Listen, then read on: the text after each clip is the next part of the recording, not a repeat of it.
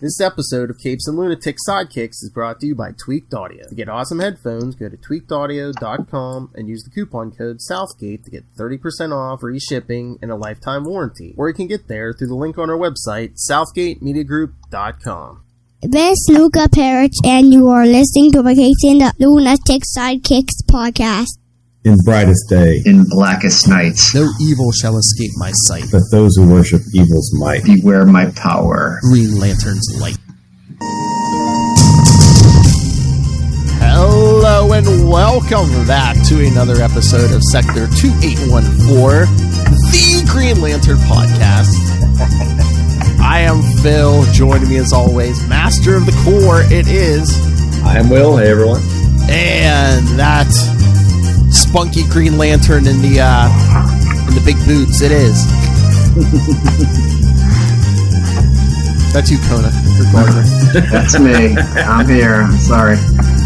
You're the Green Lantern. You're the Green Lantern. I'm the rookie. Yeah. You're the guy in the Uggs. I'm the Gnort of Green Lanterns. Well, I wouldn't go that far, man. I don't know that I would even call Gnort the Gnort of Green Lantern. Anyway, so what's up, boys? Some entertainment came out this weekend. We got some entertainment news today. Was anyone brave enough to watch the whole Snyder Cut? I have not watched it. I watched it in one sitting, and I had a headache when I was done. Okay. Wow. I heard it was better. Yeah. I mean, it's better, but it just seems... I mean, it's like the same movie, just like Zack Snyder put every thought he had into it. You know, it's like, oh, let's get some more people talking here and this. And instead of Flash pushing a family in a car at the end, hey, let's have a rewind time. Okay. I do not like Ezra Miller Flash. Yeah. Grant Gustin is the Flash. I watched Falcon and Winter Soldier, but that is much better. Yes. Yeah. Oh my god, that's so good. Yeah. And then Friday night me and Charlie talked about it with a special guest, a plucky young man with some thoughts of his own. What the F? So yeah, Capes 201. Me, Charlie, and Ray. Yeah. Hey, is it 6 episodes of Falcon and Winter Soldier? Just 6, cool. Yeah. But I think they're a little longer because last week was 40-some minutes, and I think they said this week's is going to be 40 or maybe even like 50 minutes or something. Yeah, it was like 49 minutes for the first one. Yeah, I think. It started out great, but I feel like that first episode kind of lagged a little bit. I mean, I guess they're treating it as one 6-hour movie and they're just chopping it up. Yeah. Maybe instead of treating that individual chunks like they may. I don't know. Well, I mean, it was still good, but yeah. I think they just had to like world build a little bit. You know, it's like look what Sam and Bucky have been up to since Endgame and stuff. And yeah, again, I think it was supposed to set the stage for all these because this was supposed to come before WandaVision, but damn COVID. Really? Yeah. John Walker. Oh yeah, we got that cliffhanger. Yeah. Yeah. I was kind of hoping that it would be. Start out sort of like WandaVision and be a Perfect Strangers type sitcom where with Valky Bartokamos. Winter Soldier is Bartokamos and Falcon is cousin Larry. You know. But I love Wyatt Russell, who plays John Walker, was on like social media saying, "Oh, I hope people don't hate my cap." I'm like, that's the whole point of your character, man. Yeah. I thought it would be funny to kind of like troll everyone and be like, "So glad that Captain America is back," you know, like. And I just like feel bad people making fun of like his face. I'm like, I think they just wanted someone who one who could act, but two, you could like look even with that mask on and be like, "Oh, that's not Steve Rogers." Yeah. It's going to be interesting. I mean, we know. I assume we kind of sort of know what's coming, right? Yeah. Even though we don't really know, we know that John Walker is not Captain America in the Marvel Universe, so... Oh, yeah, maybe we'll get U.S. Agent, maybe, but, okay, who thinks Steve Rogers isn't dead, right? Well, he wasn't... No one comes out and says he's dead. They say they really like, oh, yeah, he's gone, and it's like, we had no body, no funeral. I mean, come on. Come he was on. really old. I mean, yeah, but Yeah, but he still had the serum in his veins. yeah. That's what I'm thinking. Maybe Old man strength, a new definition. maybe they faked his death to protect him from his enemies. Yeah, again, he was over 100. It's true. That's very true. Maybe he- well, and Bucky saying, when he was asked how I'm 106. Whoa. Oh, that was funny. You sound like my dad. Oh. Oh, yeah. Okay. Oh, thank you, Russell. Yes, I blocked out a lot of this Snyder Cut. There was a Green Lantern cameo in Snyder Cut. Oh, there was. There was a flashback to like when Darkseid and his forces tried to conquer Earth the first time. There was like a big fight with like the Amazons and the Atlanteans. And yeah, there was like a Green Lantern. I don't know if it was supposed to be someone we know. It was an alien, like an obviously alien Green Lantern, but Well, how long ago was Darkseid? If it was like it was thousands of years ago. So it wouldn't have been. Yeah, Gosh, I'm totally blanking on Hal's predecessor. Sir. Sir, thank you. No, it looked like more like it was supposed to be someone like either like a Tomar Ray or a Kilowog, something closer to that. Maybe it was Yulin Gar. Maybe I don't know. Maybe. Oh yeah, maybe. Wonder if they have a picture of this.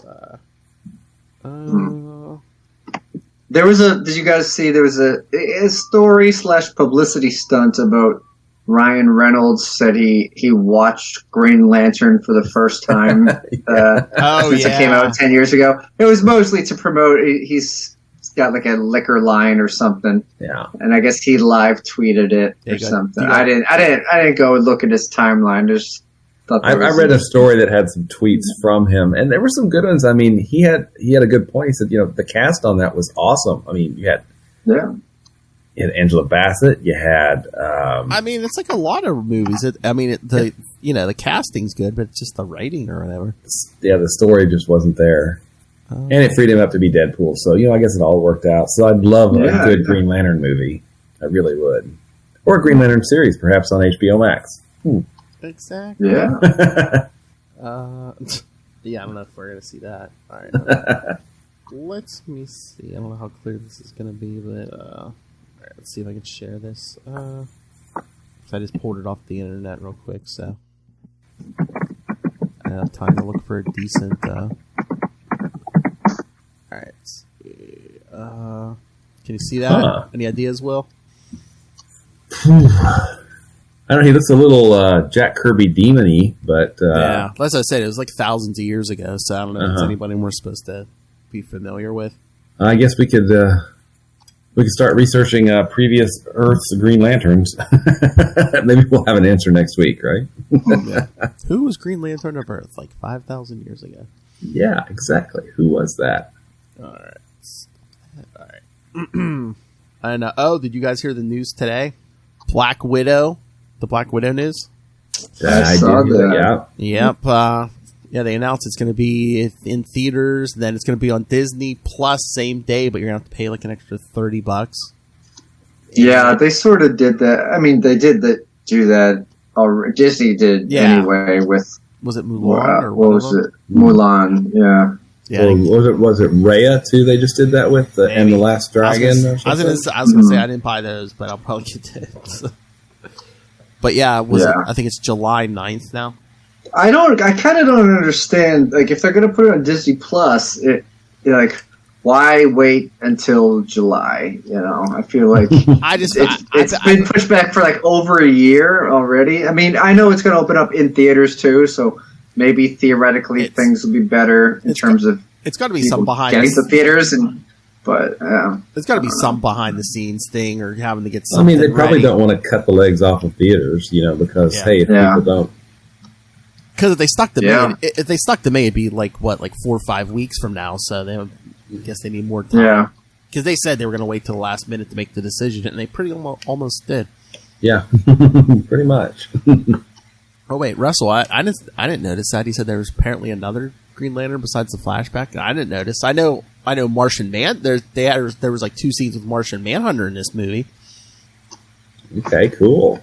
He comes to Lois disguised as Martha Kent, and then at the end he meets up with Bruce Wayne. Wait, don't you have to say it, Martha? Sorry. Why, why'd you say that? Sorry. I said, you know what I was waiting for? I was waiting for, Alfred to start dating Martha Kent, and I wanted an end credit scene with him on the phone with her, and he calls her Martha, and both Batman and Superman turn to look at him and go, "What's that name?" Yeah. I think I read that there's going to be a Zatanna movie too. They supposedly announced that, but I shared that link. It was the director of Promising Young Woman. Yeah, I don't remember her name, but that's who they tapped to direct it. I think. Lilith Hell. I don't know what she's based this on, but Lilith Hellfire said that's not getting made. Oh. Oh wait, where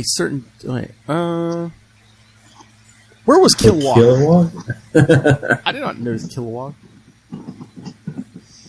I noticed an overpowered Justice League that still had the resurrect Superman because they couldn't take down Steppenwolf.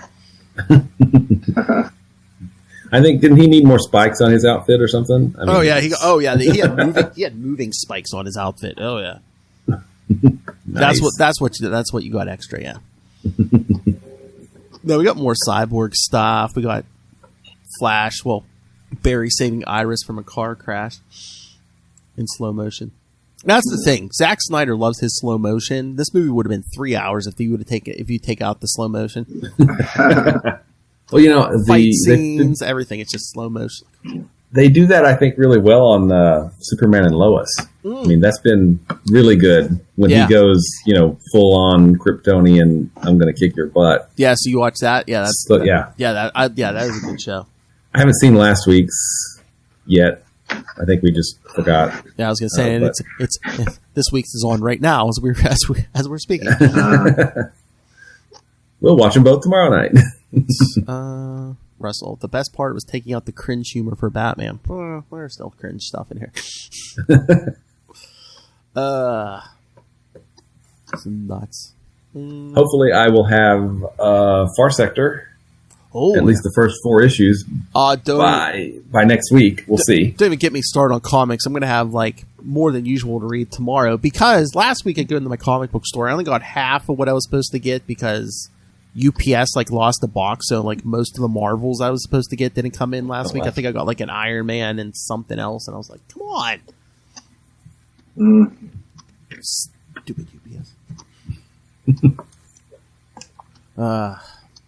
Oh yeah, and I'll get Justice League. Those came out last week. See what Bendis is doing the Justice League.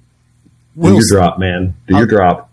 Oh, okay, yeah. I was gonna say, man, he's just Will's still shaking from when Bendis took Avengers. Bendis. Hey, it wasn't bad. It just wasn't for me, and that's why I left after 20 years. So I just got bored. Oh yes, Russell, I 110% agree. Ezra Miller's still awful. Yes, that's what I said.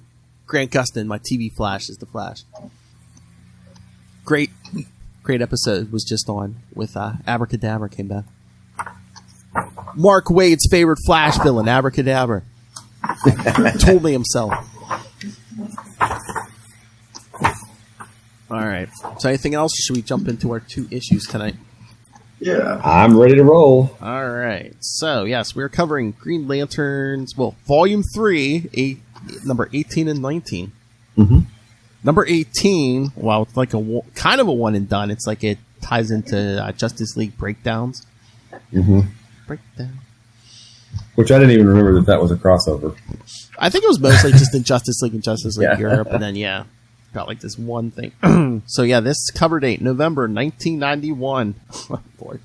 I wonder who this one's about. Title: One Angry Guy. I thought the cover was pretty clever, right? Yeah. Oh yeah.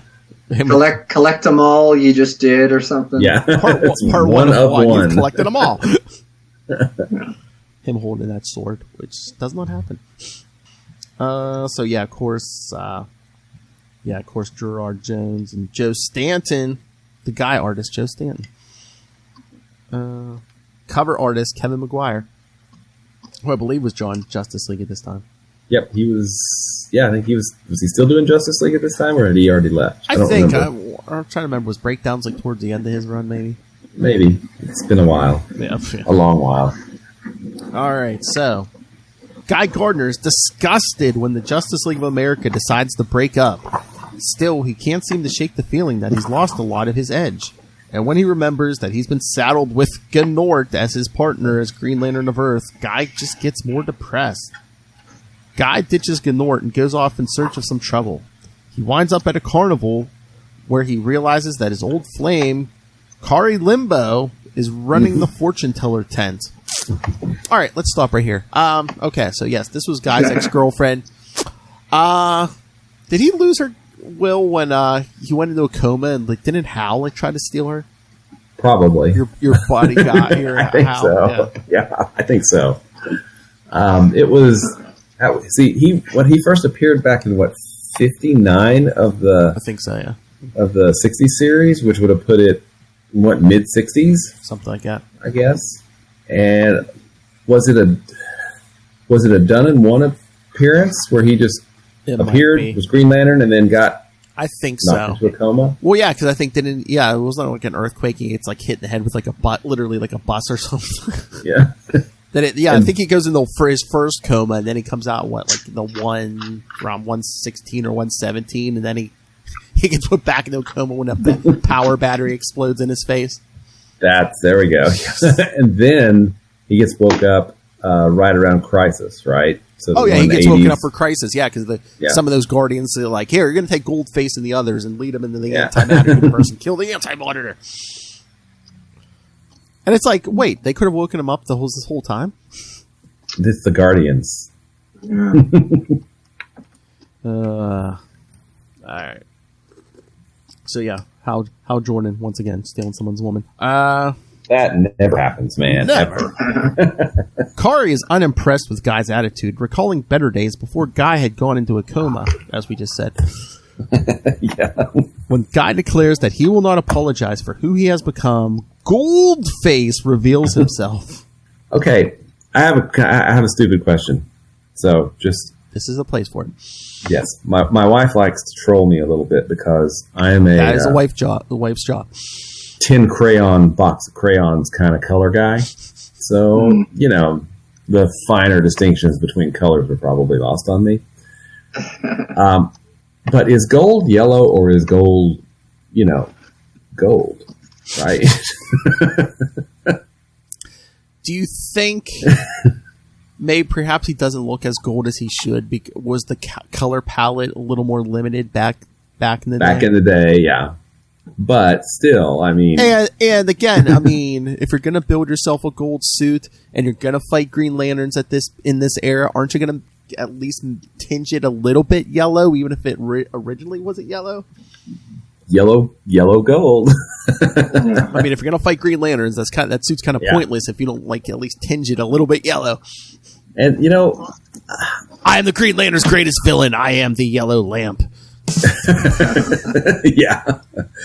And how does it get out that Green Lanterns can't affect the color yellow? I mean, does somebody just notice it? Or do the Green Lanterns oh, hey, yellow doesn't work on me, pass it around? I mean, come on.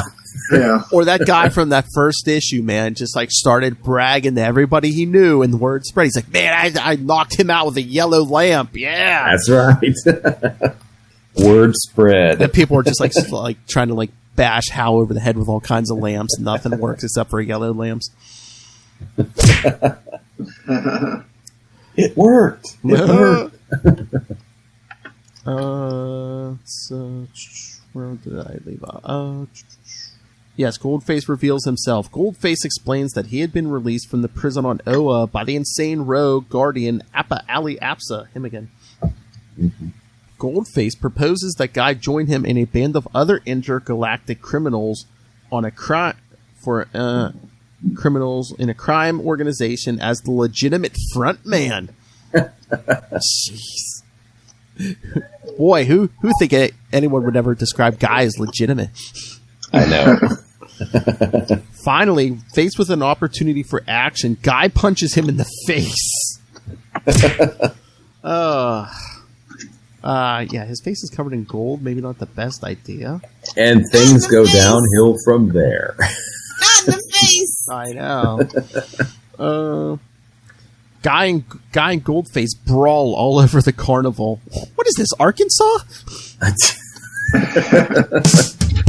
Endangering the lives of civilians, Goldface's men appear with guns and fire yellow rubbery bullets at Guy, reducing his power.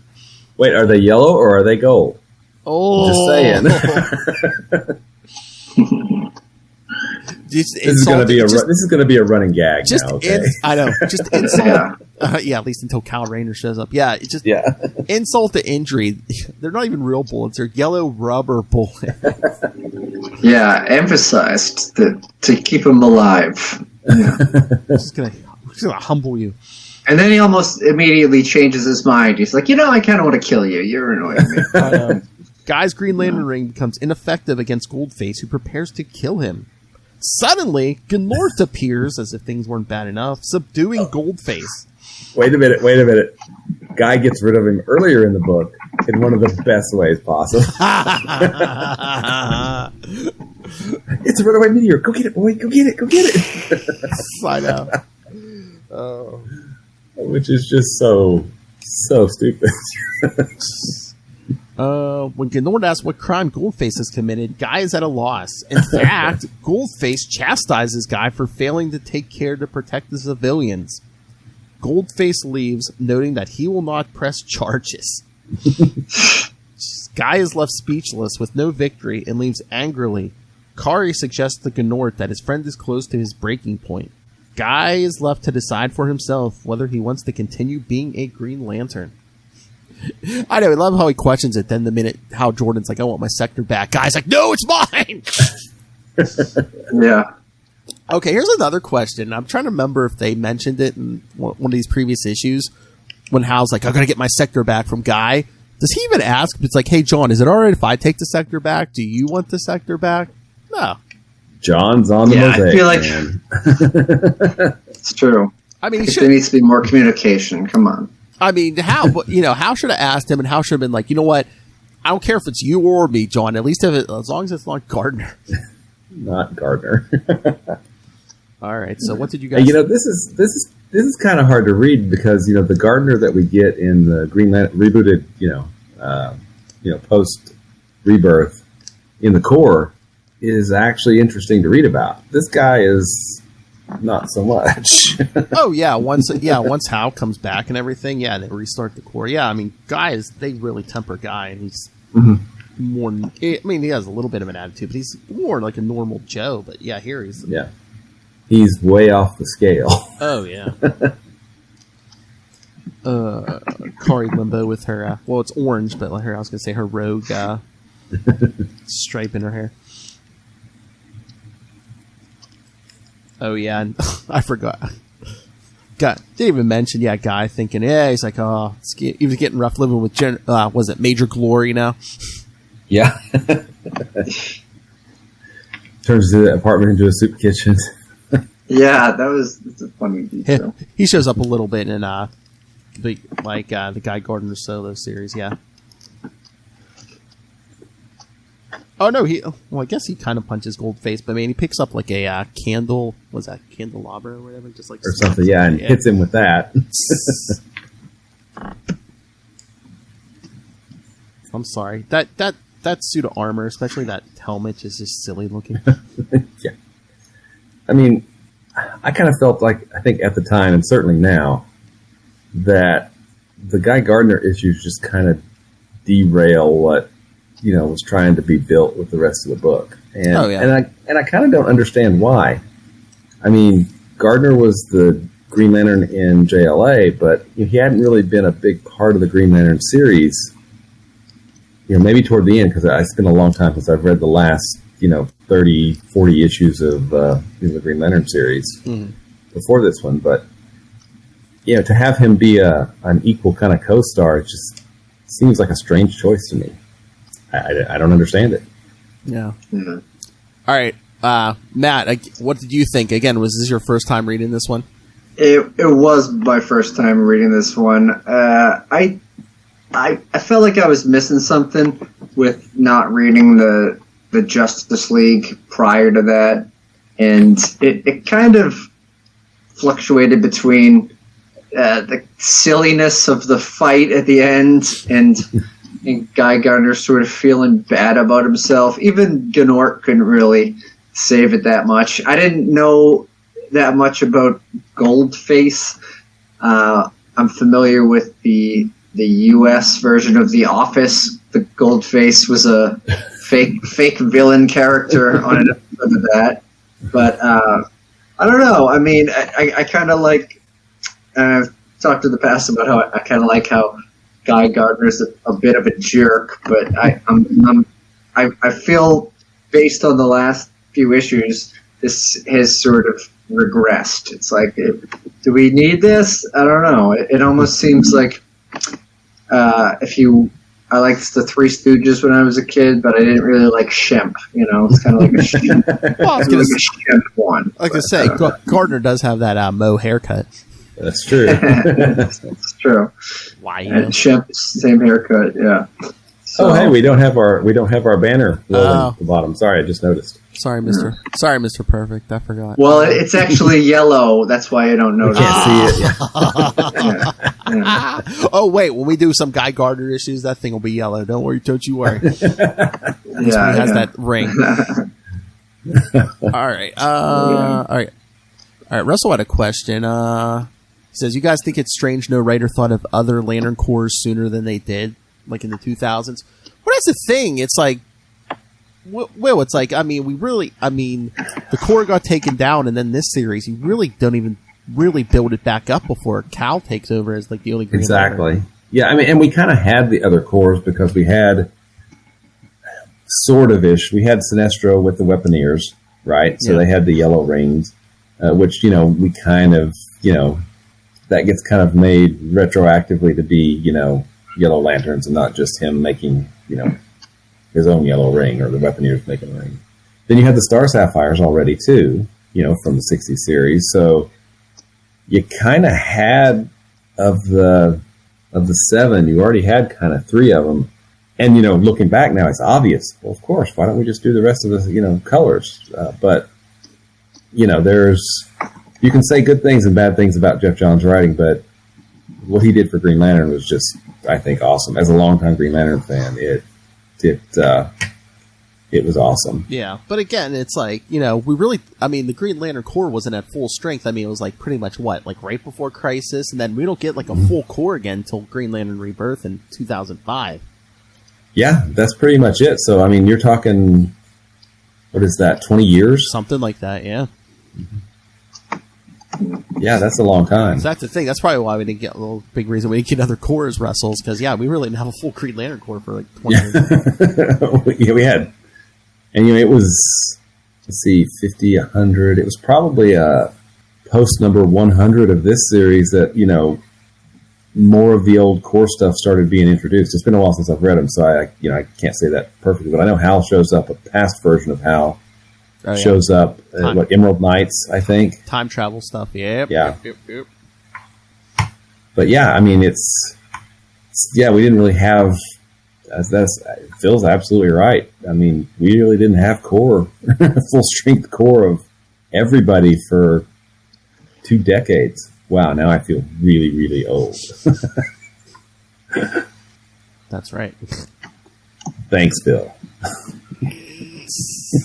Sorry. All right, so should we get to the next one? You bet, I'm ready. The big anniversary issue, Green Lantern number 19. Mm-hmm. It's the 50th. Gil Kane cover. Yeah, I guess the 50th anniversary of Alan Scott's first appearance. Mm-hmm. And it's kind of cool because we get Gil Kane on the cover, who's helped create the Hal Jordan and the 60s Green Lantern series. But then we get Martin Odell, who created or co-created the original Golden Age Green Lantern. He actually does a story in the book, so it's pretty amazing. Oh yeah. All right, so let's see. Green Lantern 19, Volume 3, number 19. Cover date December 1991. Oh yeah, we got 4 different pencilers on this thing: Joe Stanton, Mark Bright, Martin Odell, and Pat Broderick. Yeah. And 3 inkers: Art Nicholas, Romeo Tangle, and Pat Broderick. So Ooh, Pat Broderick, pencils and inks. Cool. I hadn't noticed that. Yeah, Gerard Jones, only writer. All right. Yeah, cover date December 1991. Lantern's Light. On Oa, Jon Stewart bemoans his plight, watching over the mosaic. He is unsure of his place as a Green Lantern, knowing that he is the backup for the backup of Hal Jordan, and that even hothead Guy Gardner might be better suited to the job. And what did they spike that coffee with? He needs to get some better coffee. Either that or that's Streisand's. Yeah, put him in a bad mood. Suddenly, though, he is contacted by an apparition of Alan Scott, the original Green Lantern. John is surprised because Alan has been missing along with the other members of the Justice Society of America years earlier. The apparition instructs John to seek him out. Meanwhile, Hal continues his mission to recruit more lanterns to the Green Lantern Corps. He travels to the world of Myrg, M-Y-R-G, where he and Alan Scott had previously visited. He finds that the new king of Myrg is Dolby Dickles, former cab driver to Alan Scott. Okay, now, I have not been I've visited New York once, just passing through. But I would love to hear somebody authentically speak these lines. I was going to say, I think they would be awesome. Is that a 40s New York accent? A 40s New York cab driver accent? Yeah. Oh my God, we should have just picked the page and be like, Kona, do that accent. Do it. Man. When they write the accents out phonetically, it's a little bit too much for me. I don't know. Even as a Yankee, it's a little much. Yeah. Yes, Russell, he said, if Will is Hal and Kona is Guy and Phil is John, can I be Alan? Sure. You want to be an 80-year-old man? Knock yourself out. That makes me feel much younger now.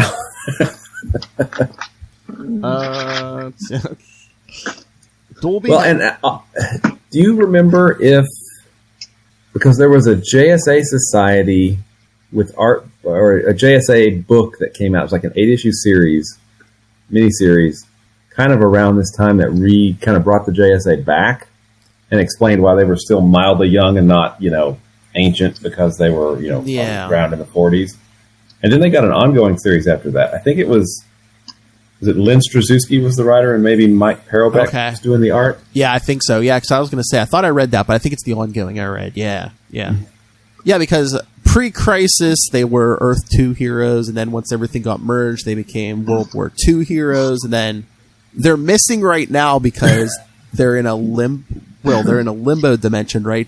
They're fighting off the end of time or Armageddon or something. Yeah, they're like in an endless fight with like some fire demon or something, right? Is that it? So like they never tire, but it's like they're just in a constant battle. Sounds like a blast. Yeah. Because that's the two places I remember hearing about this is like this issue, and then I think there's an issue of Wally West's book where they're like, "Oh, where's Jay? Jay Garrick's missing." Yeah. Russell said, "Yeah, his love for Alan came from the JSA '90s run." Yes, it's a good series. Mike Perich was an awesome artist. That simple style that he had is so hard to do. It's really, really difficult to pull that off. I mean, he was great at it. Oh, yeah. And I think he died, at the end of the 90s, I think? I can't remember. All right, let's see. I think he also did some work on, like, the Batman Adventures books, the animated series books. Yeah. His style fit really well there. That makes you feel old, all these comic book creators dying. Yeah. All right. I think he was really young, though. It was unexpected. I'll look that up while you... Okay. Dolby has recreated much of Myrg in the image of Brooklyn, including a baseball field for the Dodgers. Just as Hal begins the sad duty of informing Dolby that Alan is missing, a giant apparition of Alan appears over the baseball diamond and says, "If you build it, they will come." No. Begging for Hal to seek him out, Hal decides to return to Earth to check it out, and Dolby insists on joining him. All right, back to Guy. While Guy Gardner broods in space about recent events surrounding the Justice League of America, Alan Scott appears to him too. Guy returns to Earth and meets with Jade and Obsidian, Alan's children. Guy's personality grates on them. No kidding. And Jon Stewart arrives just in time to stop Jade from blasting him. The kid suggests that the Green Lanterns visit their stepmother, Molly Mayne, the Harlequin, and they leave to follow it up. On the way, they meet with Hal and Doiby Dickles, who are on the same trail. Unfortunately, Molly hasn't seen her husband either. He did, however, leave a note promising to return. He also happened to leave behind his lantern, and from the lantern springs yet another apparition begging for them to find him. The apparition states that Alan is in an endless battle somewhere in the universe. Again, yeah, time doesn't move in that dimension because he has to charge his ring like 24 hours too, right? Yep, absolutely. So it's like, yeah, it's weird. His battery's still here, but he's still fighting. When Guy doubts the apparition, it takes them into a vision of the past. He tells them the story of Yulin Gar, the one-time Green Lantern of Sector 2814. In the vision, Yulin Gar lacks a vulnerability to yellow or wood. He also interferes with local politics against the Guardians of the Universe directives. The apparition explains that the Guardians had put the yellow impurity into the Green Lantern's power on purpose and could remove it at any time. Parallax. Unfortunately, the lack of weakness corrupts Yulin Gar and keeps humans in chaos as a means of keeping them organized. As punishment, the Guardians make him vulnerable to wood, leaving him at the mercy of an angry maw. What, so they could beat him with clubs?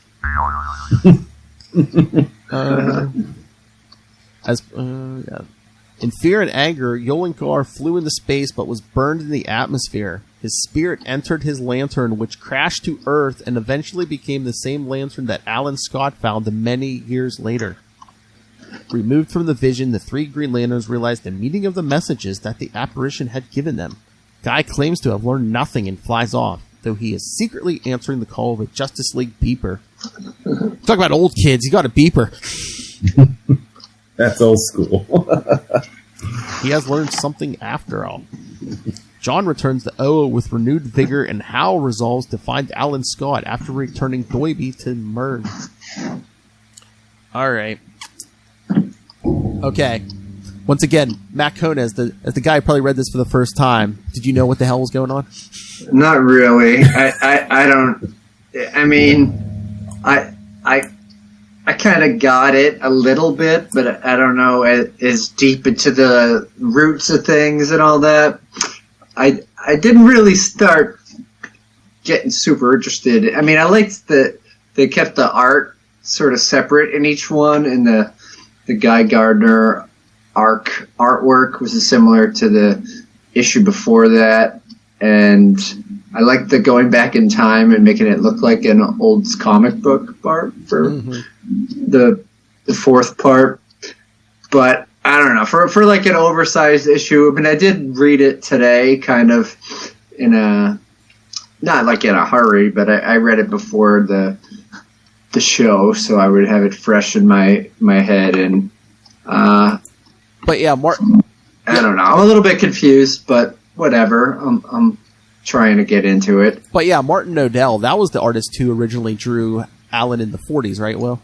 Yep. Mm-hmm. Yeah, so. Awesome. That's a nice touch. Yeah. Is he still around? Oh, no, I think I was going to say, I thought he was pretty old. I think he died in the early 2000s. Mike Perich was 31 when he died in 1996. That makes sense. So that's I'll look up Martin Odell real quick too while we're talking.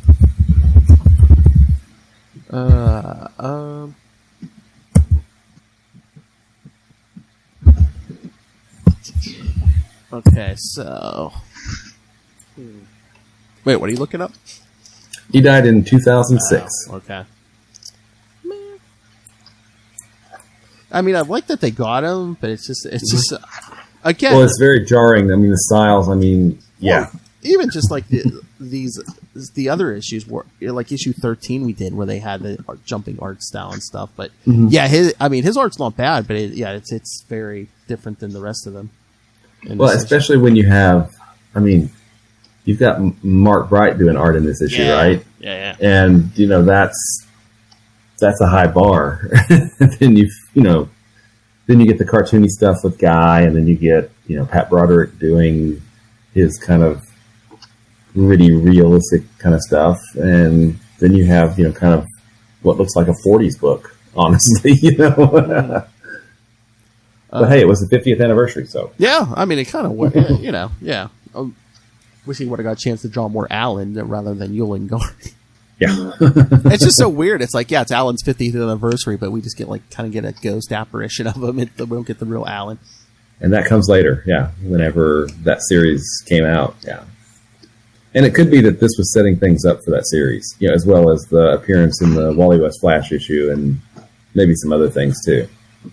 It's just so weird that they used to be Earth 2 and now, once Crisis merged everything, it's like, oh yeah, they were from World War II. Yeah, and then they're here now because reasons.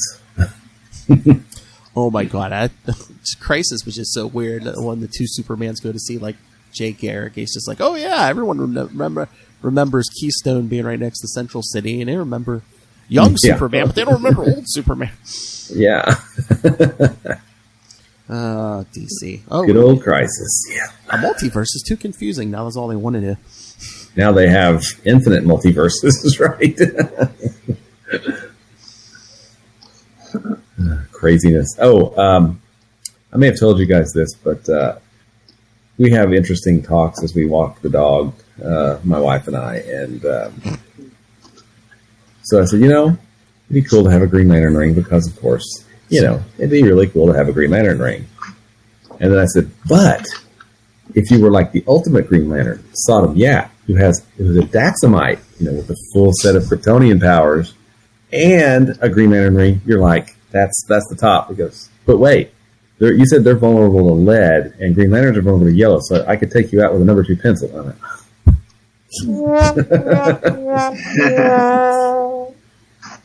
she just can't let me have. She just won't let me have it, man. No, no Green Lantern ring. That's what I was gonna say. In a certain era, man, you could take out the whole planet of Daxam and the Green Lantern Corps with a number 2 pencil. Exactly. If you were Deathstroke, maybe, right? I mean, I know they probably wanted to give them a kryptonite, but it's like yellow. Oh, yeah. Yellow? Well, really?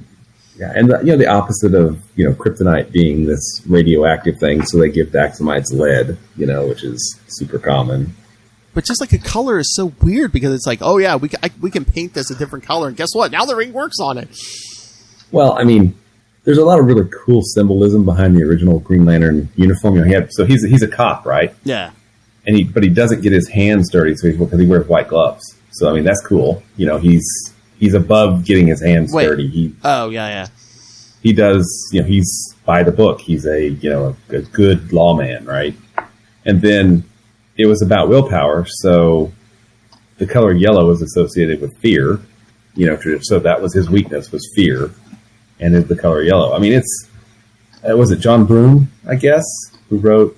I think John Broome wrote the first appearance in Showcase, and then the first 70 issues of Green Lantern. I'm not sure. I'd have to check that, but he put a lot of thought into the symbolism. And then Gil Kane, of course, was a superstar artist, and I'm sure added lots of touches too. So yeah, like that original run up to Hard Traveling Heroes, it was very sci-fi and very kind of. It felt to me some of the ones I've read. I mean, I've got the archives over there somewhere. It almost felt like 50s sci-fi, kind of golden age sci-fi type stuff.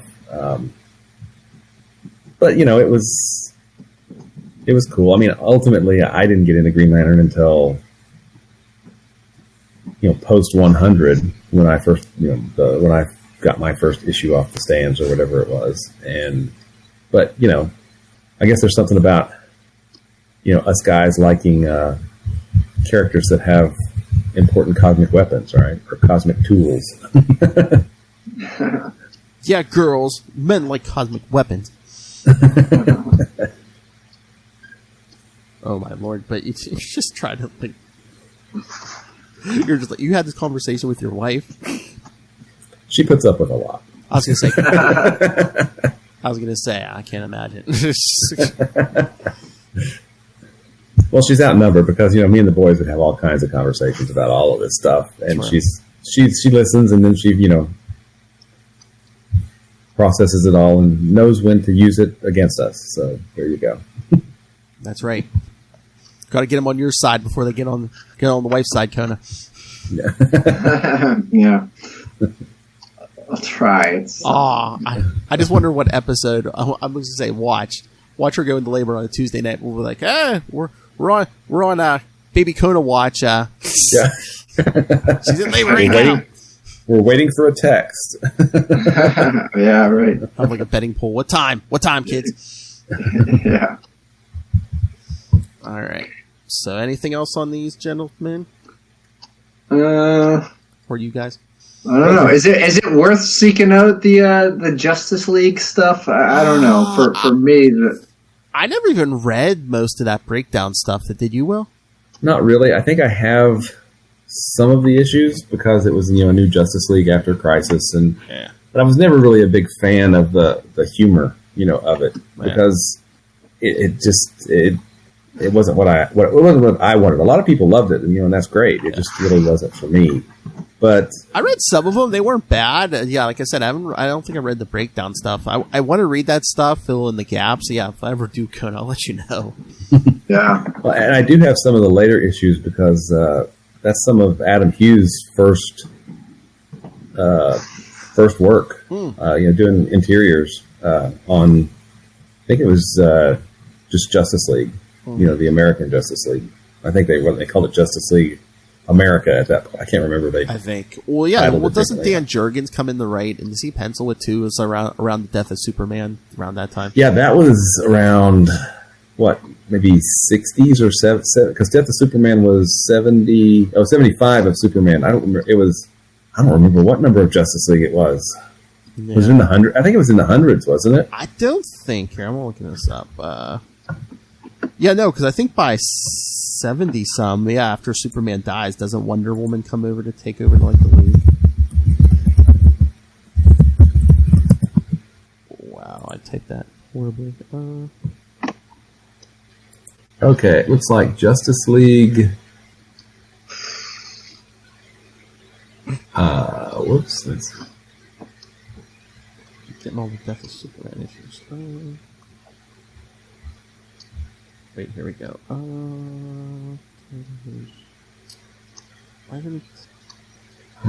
Justice League International.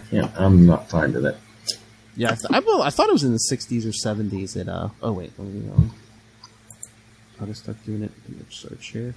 Sorry, kids. Isn't this interesting? Let's, okay, hang on. welcome to the old men Google show. Yeah, Justice League. Funeral for a Friend is Justice League 70. So was it 60? It must have been in the 60s, yeah. Because I think there was only one issue of the actual where they fight Doomsday. Yeah, Justice League 69. You're welcome, Will. Thank you. Yep, Justice League 60. That was in December of 92 or January of 93. Yep. Just the League. Because Guy's got that yellow ring. Mm-hmm. Alright, so... Which is what we're leading up to. That's right. We're getting there. Next few weeks. We are getting there. Alright. And we've got 31 issues until 50.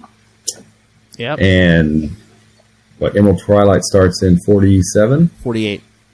48. Will's 3 issues. favorite story. Not really, no. Yeah, no, 46 is that the Reign of the Supermen tie-in, then 47 That's is like right. him and Green Arrow. Yeah. And then boom. Yeah, because Coast City's it's funny because Coast City's destroyed in 46. Then he goes and hangs out with Green Arrow and he's fine, and then he's freaking out in 48. That's the thing. I think it isn't Coast City already destroyed in 46. I think they destroy Coast City in a Superman issue. Yeah. That's like, okay. That'll work. Yeah. But next week we're going to be covering Green Lantern 20 and 21, getting into the Hal-centric arc here. Cool. And whatever did happen to Star Sapphire. Remember, she just took off in Action Comics. We haven't seen her since. What? Green Lantern appeared in Action Comics? What? What are you talking about? So yeah, the next 2 weeks we're going to be doing that because next week 20 and 21, and then in 2 weeks issues 22 through 24. Awesome. And then 3 weeks Green Lantern Corps Quarterly #1. Might have to do some live reads. Even though That's been a while. There's a bunch of short stories in there. We'll pick at least 1 or 2. After that, Green Lantern Mosaic 1 through 4. Yeah, they even had an ad at the bottom of this Green Lantern 19. Follow John Stewart in Green Lantern Mosaic. Yep. Follow Hal Jordan next issue, and Guy Gardner, follow him into Justice League where he's doing something. Yeah, or he's being emotional. And then in 5 weeks, probably the best live read we'll ever do. Green Lantern 25. Hal versus Guy. So you two are going to be duking it out.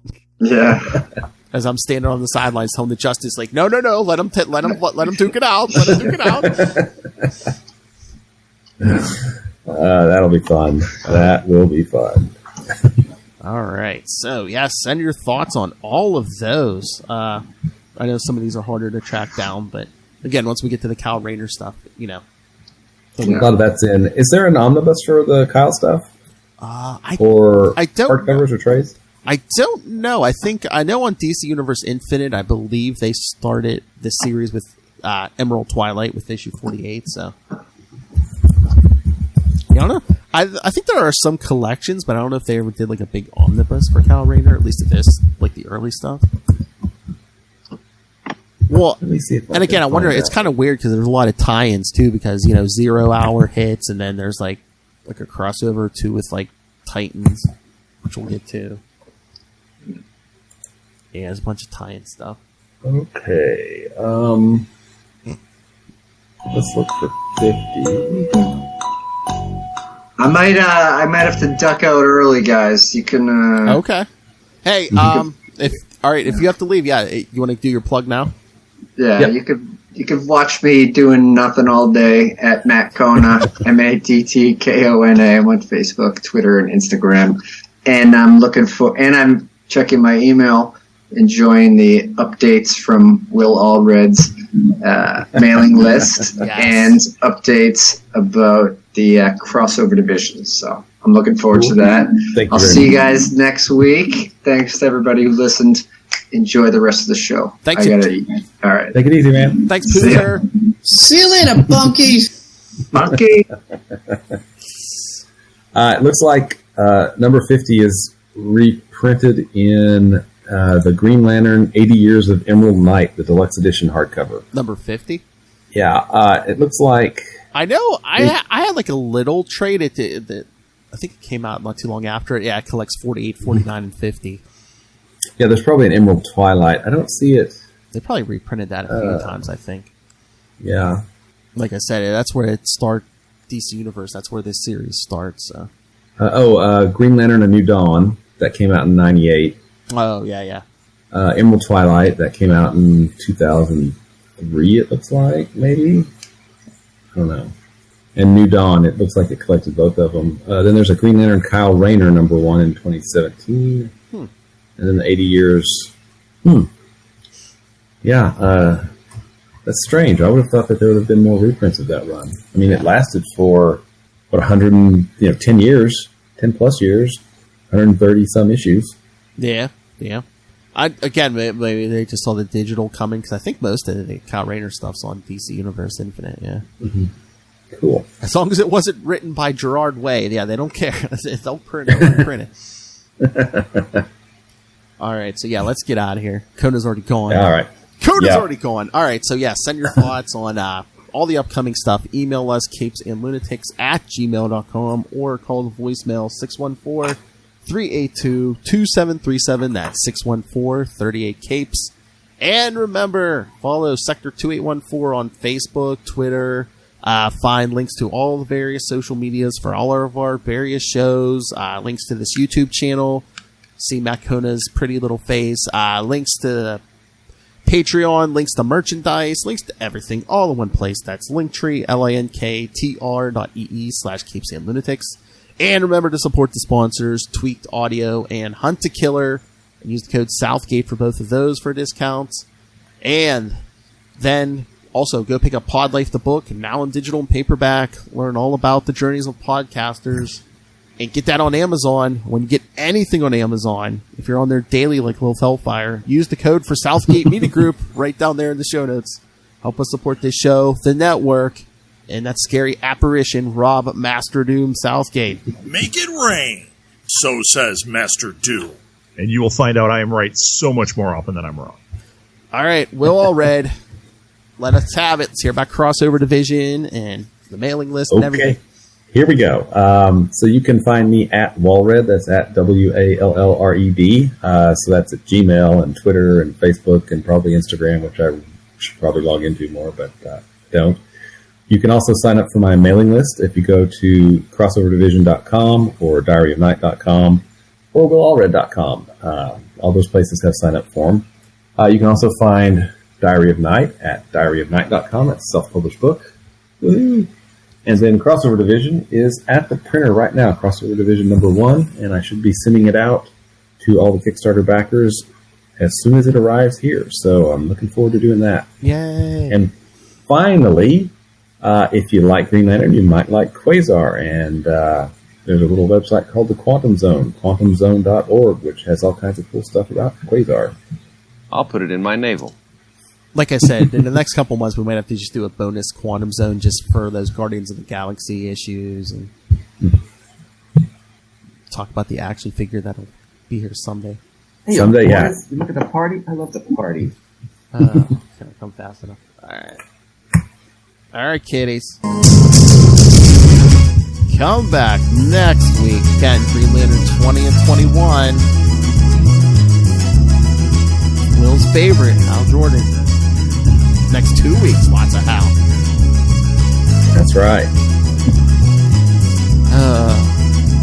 Like kissy faces with a rock.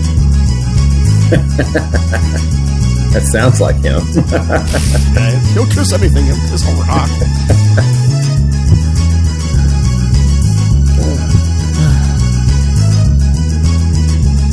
Alright, kiddies. So yes, please send us feedback. Come back next time. Watch us live. Listen to it recorded. I don't care. But until then, watch out for those old men ghosts. No, not us.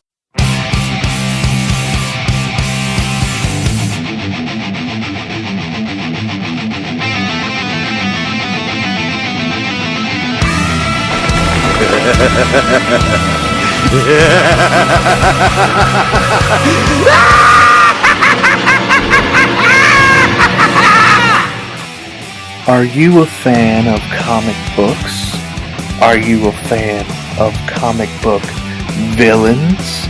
Well, join me, Russell, as we take a walk on the dark side with Tomes of Evil, the podcast dedicated to discussing, analyzing, and overall glorifying the villains of Marvel Comics, DC Comics, and all your favorite indie books.